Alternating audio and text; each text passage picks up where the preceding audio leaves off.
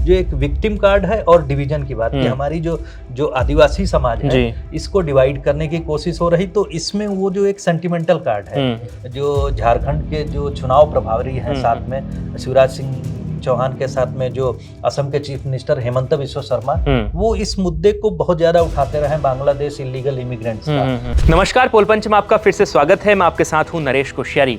आज हम झारखंड की बात कर रहे हैं क्योंकि झारखंड में प्रधानमंत्री नरेंद्र मोदी और गृह मंत्री अमित शाह लगातार दौरे कर रहे हैं और इन दो बड़े नेताओं ने लगातार हेमंत सोरेन को घेरा हुआ है। इतने सारे आरोप पिछले 3 या 4 दिनों में हेमंत सोरेन पर लगे हैं कि हेमंत सोरेन पूरी तरह घिरते हुए नजर आ रहे हैं। खास तौर पर जो आदिवासी समाज है, महिलाएं हैं, उन महिलाओं का अपमान है, आदिवासी महिलाओं का अपमान है।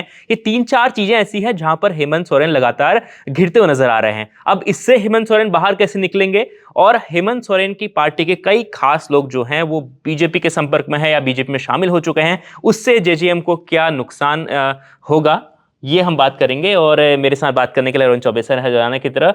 तो सर, सबसे पहले शुरुआत इसी बात से करते हैं कि प्रधानमंत्री नरेंद्र मोदी ने जिस तरीके से हेमंत सोरेन का घेरा है और अमित शाह ने जिस तरीके से बात की है कि यूसीसी और एनआरसी की, कितना घिरते हुए नजर आ रहे हैं हेमंत सोरेन?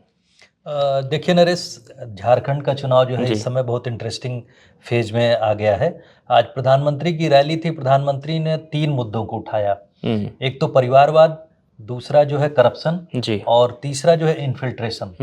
इन्फिल्ट्रेशन, परिवारवाद आप जानते ही हैं कि वहाँ पर जो जेएमएम भी परिवारवादी पार्टी, शिबू सोरेन उनके पिताजी, उसके बाद में अब वो हैं, और आरजेडी है ये उनके साथ में, और कांग्रेस के साथ में परिवारवाद का पुराना जो है आक्षेप चलता रहा है। तो इन तीनों बातों को उन्होंने उठाया बहुत तेजी से कि परिवारवाद के तहत तीनों पार्टियां जो है अपने इंटरेस्ट के सिक्योर करना चाहती हैं। दूसरी बात, उन्होंने करप्शन की बात कही। करप्शन के ही मुद्दे पे आपने देखा होगा कि हेमंत सोरेन को जेल भी जाना पड़ा था, और उसमें आरजेडी के भी आप देख लीजिए तो आरजेडी में भी जो लालू यादव चारा घोटाले में काफी समय तक जेल में रहे। कांग्रेस के ऊपर भी करप्शन के लगातार आरोप लगते ही रहे। और तीसरा इन्फिल्ट्रेशन की खास बात मैं बात करूंगा क्योंकि झारखंड में इन्फिल्ट्रेशन इस बार बहुत बड़ा मुद्दा हो गया है। इन्फिल्ट्रेशन बांग्लादेश घुसपैठियों के बाद जो है, और उसकी वजह से वहां की डेमोग्राफी चेंज हो रही है। इस तरह की बातें जो है लगातार बीजेपी। लेकिन हेमंत सोरेन कह रहे हैं सर, ना हम यूसीसी लागू होने देंगे, ना हम एनआरसी को यहाँ पर लागू होने देंगे। उन्होंने कहा कि पूरी तरह नकार दिया है। बिल्कुल यहाँ पर अगर धर्म परिवर्तन और घुसपैठियों की तो बात ही नहीं है, वो लगातार सीधे अपनी रैलियों में कह रहे हैं। देखिए, ये तो बात की बात है, चुनाव के बाद कौन पार्टी सत्ता में आती है तो उसके ऊपर डिपेंड करेगा। लेकिन बीजेपी ने कल जो है, जो उनका मैनिफेस्टो जारी हुआ, उसमें यूनिफॉर्म सिविल कोड की बात कही है। लेकिन यूनिफॉर्म सिविल कोड में एक उन्होंने बहुत जबरदस्त बात कही है। उन्होंने कहा है कि ट्राइबल पॉपुलेशन को छोड़ दिया जाएगा, क्योंकि ट्राइबल पॉपुलेशन जो है, ट्राइबल जो सेगमेंट है उसका अपना कानून है, उनकी जो परंपराएं हैं उनको नहीं छेड़ा जाएगा। तो उसको उन्होंने छोड़ा है। एक बहुत सेफ गेम बीजेपी ने खेला है शुरू से ही। मैं आपको इसके परिप्रेक्ष्य में बता दूं कि आर्टिकल 371 है। आर्टिकल 371 के तहत जो है नॉर्थ ईस्ट में नागालैंड है, उसके लिए स्पेशल प्रोविजन किया गया है वहाँ की ट्राइब्स के लिए, वहाँ पर उस स्टेट में। उसी तरह से उसको उद्धृत करते हुए कल काफ़ी इसके ऊपर लंबी बात हुई। जब मैनिफेस्टो रिलीज हुआ तो उन्होंने कहा यूसीसी के तहत हम बाकी लोगों को तो यूनिफॉर्म सिविल कोड के अंतर्गत फॉलो करवाएंगे, लेकिन ट्राइबल्स को छोड़ के, क्योंकि उनकी अपनी परंपराएं हैं। और उसका उन्होंने उदाहरण भी दिया कि कहाँ कहाँ हमने उसको छोड़ा है। तो इस बात को कहते हुए इस समय उन्होंने जो ट्राइबल, चूंकि आप जानते हैं झारखंड ट्राइबल डोमिनेटेड स्टेट है, वहाँ पर जो है मैक्सिमम सीट उसी सेगमेंट से आती हैं, तो बीजेपी ने इस बात को बचा के रखा है। अगर हेमंत सोरेन कह रहे हैं कि हम लागू ही नहीं होने देंगे तो वो अलग बात है, लेकिन वो ये नहीं कह रहे हैं, बता पा रहे हैं कि जो बीजेपी का मैनिफेस्टो है उसमें जो है ट्राइबल सेगमेंट को अलग किया गया। जाहिर सी बात, वो उस बात को छुपाएंगे ही, क्योंकि उनका मानना है कि यूसीसी लागू होने से पूरा झारखंड प्रभावित होगा। हेमंत सोरेन का एक और आरोप है सर भारतीय जनता पार्टी पर। जैसे ही मैनिफेस्टो जारी हुआ, उन्होंने कहा कि बीजेपी झारखंड में आदिवासी और मूलवासी को तोड़ना चाहती है।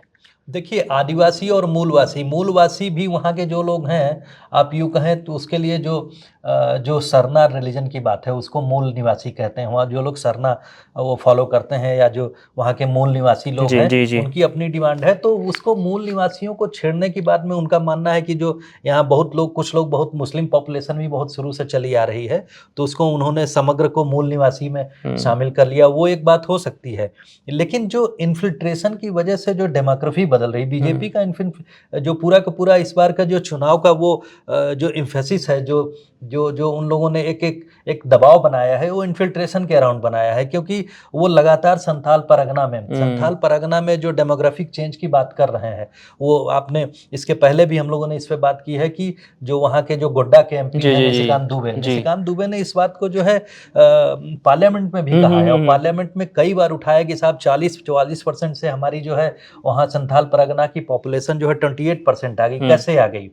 कल उन्होंने जो अमित शाह ने मैनिफेस्टो रिलीज करते हुए कहा कि हम इसको रेट्रोस्पेक्टिव इफेक्ट में जो जमीनें कब्जा की गई हैं उसको वापस करेंगे, तो इससे बड़ी परेशानी हुई। रेट्रोस्पेक्टिव इफेक्ट में यानी 10 साल पहले भी किसी ने इस तरह से शादी ब्याह करके, और आपने देखा होगा उसमें उन्होंने एक उदाहरण और दिया कि लगातार झारखंड की बेटियों के साथ में एक बार नहीं 2-3 बार शादियां की जा रही, 2-3 शादियां, मतलब आपने एक को तलाक दे दिया, दूसरी से कर लिया, तीसरी से, इस तरह से 3 ट्राइबल महिलाओं से आपने शादी की और उनकी जमीन को जो है हड़पा।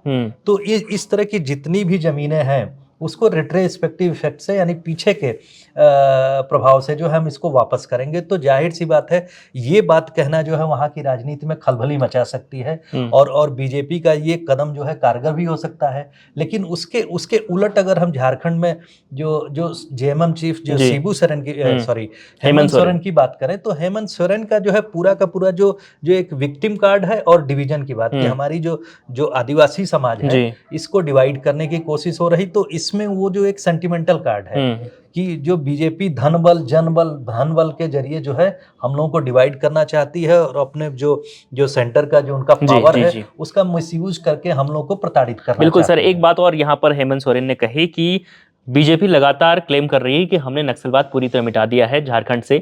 उन्होंने ये कहा कि अगर नक्सलवाद मिट गया है तो 2 चरणों में चुनाव क्यों हो रहे हैं, महाराष्ट्र की तरह एक ही चरण में चुनाव कराइए। देखिए, लॉ एंड ऑर्डर की सिचुएशन जो है स्टेट गवर्नमेंट का सब्जेक्ट होता है, तो उसमें प्राइमरी रिस्पॉन्सिबिलिटी स्टेट गवर्नमेंट की होती है कि सेंटर की जो प्लानिंग है, सेंटर का जो उसके साथ कोऑर्डिनेट करे, जिसका सबसे बहुत सफल एग्जाम्पल आपने इस समय छत्तीसगढ़ में देखा है।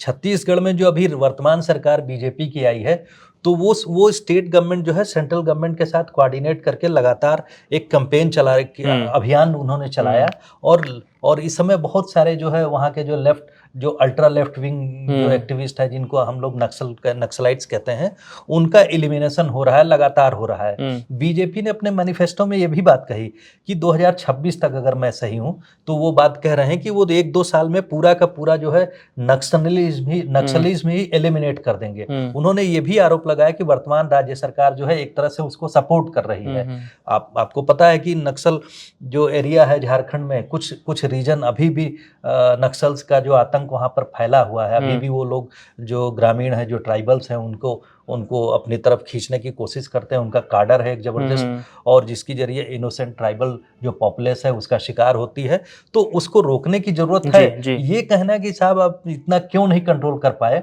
ये उसमें राज्य सरकार का, क्योंकि ये लॉ एंड ऑर्डर से रिलेटेड सब्जेक्ट है, मैं पूरी तरह से ये नहीं कहूंगा कि उसमें उनका दोष है, लेकिन ये है कि कोऑर्डिनेशन बहुत जरूरी है। कोऑर्डिनेशन चूंकि अपोजिशन की सरकार होती है और सेंट्रल गवर्नमेंट अलग होती है, तो वो उसमें ये डिफरेंसेज रहते हैं। लेकिन मैं आपको बात कहूं कि जो बीजेपी के साथ प्लस पॉइंट ये है कि जो वो लोग कह रहे हैं कि डबल इंजन सरकार होगी तो हम करप्शन मिटा देंगे, करप्शन कम होगा, और जो इन्फिल्ट्रेशन है वो, चूंकि आप जानते ही है कि जो बांग्लादेशी इमिग्रेंट्स का जो इलीगल इमिग्रेंट्स का मुद्दा है, वो वेस्ट बंगाल हो चाहे झारखंड हो, वहाँ का बहुत बड़ा मुद्दा बन चुका है। और उसके लिए जो आपने देखा, जो झारखंड के जो चुनाव प्रभारी हैं, साथ में शिवराज सिंह चौहान के साथ में जो असम के चीफ मिनिस्टर हेमंत बिस्वा शर्मा, वो इस मुद्दे को बहुत ज्यादा उठाते रहे, बांग्लादेश इलीगल इमिग्रेंट्स का। अपने राज्य में उन्होंने तकरीबन उसको बंद ही करवा दिया, और एनआरसी की जबरदस्त वकालत करते हैं।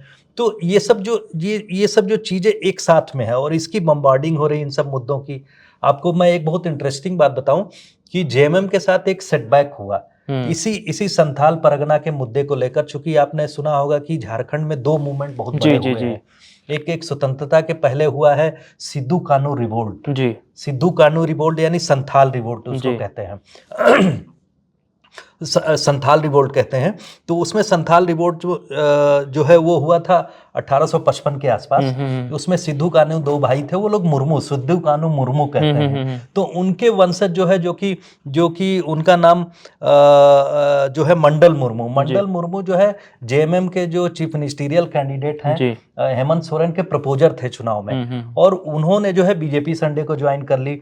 तो ये अंदर की जो खबरें आ रही हैं, इससे जो है जेएमएम को बड़ा सेटबैक मिला है, क्योंकि संथाल परगना में जो है वो परिवार, जो सिद्धू कान्हू का डिसेंडेंट जिसकी बात वो लोग कहते रहते हैं, ट्राइबल अस्मिता की बात, तो उन्होंने एक नारा, बीजेपी ने उनको ज्वाइन करवा के एक नारा दिया है कि ट्राइबल हितों की सुरक्षा के लिए जो है सिद्धू कान्हू के वंशज जो है, जो मंडल मुर्मू हैं, इन्होंने बीजेपी ज्वाइन किया है। क्योंकि आपको याद होगा जब ट्राइबल रिवोल्ट होता है, तो ट्राइबल रिवोल्ट उस समय हुआ था तो अंग्रेज यानी कॉलोनियल रिजीम जो हुआ करती थी, इसी तरह से इनके अधिकारों में दखल कर रही थी, यानी जंगल पे राइट्स, यानी इनकी टेरिटरी में इंक्लूजन, तो उसके खिलाफ उन लोगों ने रिवोल्ट किया। तो उसी से साम्य स्थापित करते हुए लोग कह रहे हैं कि जो इलीगल इमिग्रेंट्स आ रहे हैं बांग्लादेशी, तो एक तरह से इलीगल इंट्रूजन हो रहा है, तो उसको रोकने के लिए उन्होंने बीजेपी ज्वाइन कर ली है। तो ये सिंबोलिज्म स्थापित करके ट्राइबल पॉपुलेशन को एक तरह से देखा जाए तो दूसरे ढंग का मैसेज दिया गया है। बिल्कुल सर। तो ये भी बहुत एक बिल्कुल सर, हमने देखा कि भारतीय जनता पार्टी ने चुनाव से पहले सीता सोरेन बीजेपी में आई, जेएमएम छोड़ के, उसके बाद चंपई सोरेन आए, उसके बाद और भी कई नेता हैं जो बीजेपी में शामिल हो रहे हैं। तो कितनी कमजोर हो जाएगी अगर लगातार इस तरीके से चुनाव तक जेएमएम छोड़ के नेता अगर आने लगे बीजेपी में? देखिए, ट्राइबल इशू एक इमोशनल इशू है, जिसकी बात करके जेएमएम जो चीफ हैं, जो हेमंत सोरेन, अपनी बात को आगे रख रहे हैं। लेकिन at the same time BJP दिखा रही कि ट्राइबल हितों को सुरक्षित रखते हुए हम कितना काम कर रहे हैं। उसका उदाहरण जैसे उन्होंने कहा, मैं आपको बता दूं कि इस समय की जो प्रेसिडेंट हैं द्रौपदी मुर्मू भी मुर्मू हैं। इन लोगों ने उससे भी एक तरह से साइलेंटली जोड़ने की कोशिश की है कि हमने ट्राइबल परिवार की एक महिला को राष्ट्र के सबसे जो सर्वश्रेष्ठ जो जगह है उस पर स्थापित किया, उस पर बैठाया है। तो बीजेपी इस तरह से कोशिश कर रही है। दूसरी बात कह रही है कि हम ट्राइबल हितों की सुरक्षा की ही बात कर रहे हैं। इसी वजह से आपने देखा होगा जब संडे को जो उन्होंने ज्वाइन किया मंडल मुर्मू ने, तो उस ज्वाइनिंग में हिमंत बिस्वा शर्मा भी थे, सीता सोरेन भी थी, इवन गोड्डा एमपी जो मैंने निशिकांत दुबे का नाम लिया, ये लोग सब लोग थे, यानी बाबूलाल मरांडी से लेके बहुत सारे नेता जो बड़े बड़े नेता हैं। तो उसका एक सिंबॉलिक इम्पैक्ट था, सिंबॉलिक इम्पैक्ट था कि झारखंड की राजनीति में जो है इनकी गढ़ में, यानी जो संथाल परगना है जिसकी बराइच सीट से जो हेमंत सोरेन लड़ रहे हैं, उसी परगना का सबसे बहुत एक चर्चित परिवार का व्यक्ति जो एक ग्रैंड लेगेसी लेके आ रहा है, वो बीजेपी में शामिल हो रहा है। तो इस तरह से जो है एक सेटबैक जो है हेमंत सोरेन को जो है सिंबॉलिक सेटबैक था। अब वो कितना कारगर होगा ये अलग बात है। लेकिन दूसरी बात, अभी आपने जो चंपई सोरेन की बात की, चंपई सोरेन भी बहुत करीबी नेता थे शिबू सोरेन के, बिल्कुल कंधे से कंधा मिला के चलने वाले।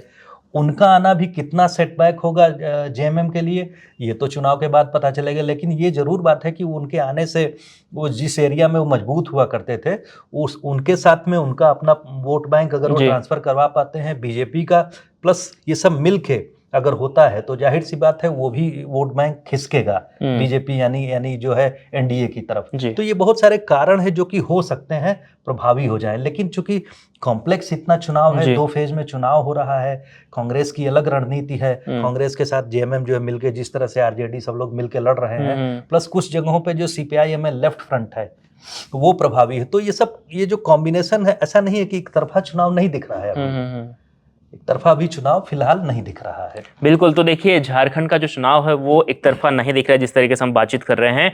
अब सभी को इंतजार है कि जब झारखंड में वोटिंग होगी, 2 चरणों में झारखंड में वोटिंग होनी है, और इससे पहले, क्योंकि अब ज़्यादा दिन नहीं बचे हैं, 13 तारीख को पहले दौर की वोटिंग हो जाएगी। सर जी बताइए। इसमें 2-3 चीज़ें और हैं। जैसे मैनिफेस्टो में उन्होंने कहा कि 2 एक प्रोग्राम्स की बात कही है। जो पीएम आवास योजना के तहत जो है, प्राइम मिनिस्टर आवास योजना के तहत बहुत सारे जो ग्रामीण अंचल में जो है, जो नेग्लेक्टेड एरियाज में आवास दिए गए, उनका बहुत बड़ा इम्पैक्ट है। उज्ज्वला योजना का, वो ऐसा नहीं कि झारखंड के क्षेत्र में पहुंची नहीं है।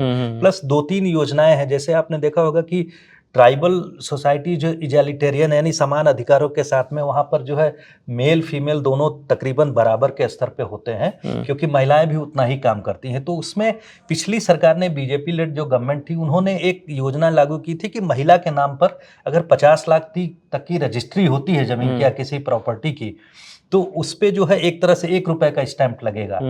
तो महिला के नाम पे प्रॉपर्टी होना महिला अधिकारों को सुरक्षा देना हुआ ना, तो उस तरह से उसको फिर से रेस्टोर करने की बात की है।